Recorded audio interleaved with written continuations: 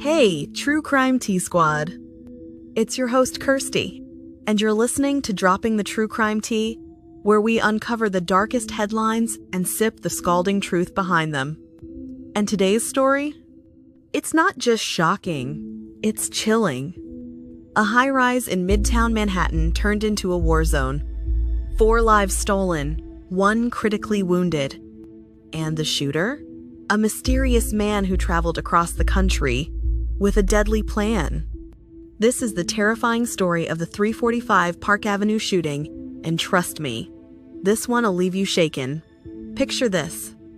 It's Monday evening, the 28th of July, 2025. New Yorkers are wrapping up their day in Midtown. Busy sidewalks, honking cabs, office lights flickering out. At 345 Park Avenue, a 44-story office tower home to companies like the NFL, Blackstone, and KPMG, everything seems normal. Until chaos explodes. At exactly 6:28 p.m., a black BMW double parks between East 51st and 52nd. The driver exits. He's dressed in tactical body armor, and he's carrying an M4-style assault rifle. His name? Shane Devon Tamura. Just 27 years old, from Las Vegas. Within seconds of entering the lobby, Tamura opens fire. The first person shot is Officer Didarul Islam, a beloved off-duty NYPD cop moonlighting as a private security guard. He's hit immediately, and he doesn't survive. Islam was just 36, a father of 2, his wife pregnant with their 3rd child. He died doing what he always did, protecting others. Then, a woman hiding behind a marble pillar is gunned down. Another civilian is hit at the elevators. 4 lives ended in cold blood. 1 man remains in critical condition. Several others are injured in the panicked rush to escape. Tamura waits calmly for the elevator. He even lets a woman out safely. Then, rides up to the 33rd floor. That's where Rudin Management, one of NYC's top real estate firms, has its offices. Up there, he shoots 1 more person, then turns the gun on himself. 1 shot to the chest. He dies on the floor before NYPD can even reach him. Now here's where it gets even darker. Who was this man? Shane Tamura had no known criminal record, but he had a history of mental health issues. He once held a Nevada concealed carry license and even worked as a private investigator.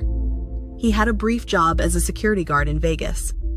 And just days before the attack, he drove cross-country through Colorado, Iowa, New Jersey, all the way to New York. In his car, more weapons, ammo, prescription meds. But why target this building? That's where it gets eerie. Investigators found a suicide note referencing the NFL, accusing them of ignoring brain trauma, Connecticut E, and long-term injuries to football players. And guess what's headquartered on one of the upper floors at 345 Park Avenue? Yup, the NFL. New York was shaken. Mayor Eric Adams called it an act of pure evil. Police Commissioner Jessica Tisch assured the public that Tamura acted alone and there's no ongoing threat, but the trauma, that lingers. The NFL confirmed one of their employees was injured. Offices across Midtown boosted their security. And the families? They're left grieving. Lives changed forever in the time it took for a man to load a weapon and walk through a glass door. We may never truly understand what was going through Shane Tamura's mind. But what we do know is that 4 lives were ripped from this world far too soon. And a city, once again left to pick up the shattered pieces of senseless violence. Rest in peace to all the victims. Stay safe out there, T-Squad, and remember, not all monsters hide in the shadows.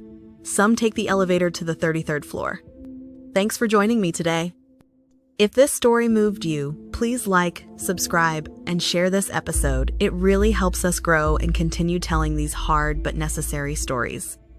Until next time, stay curious and keep sipping that true crime tea.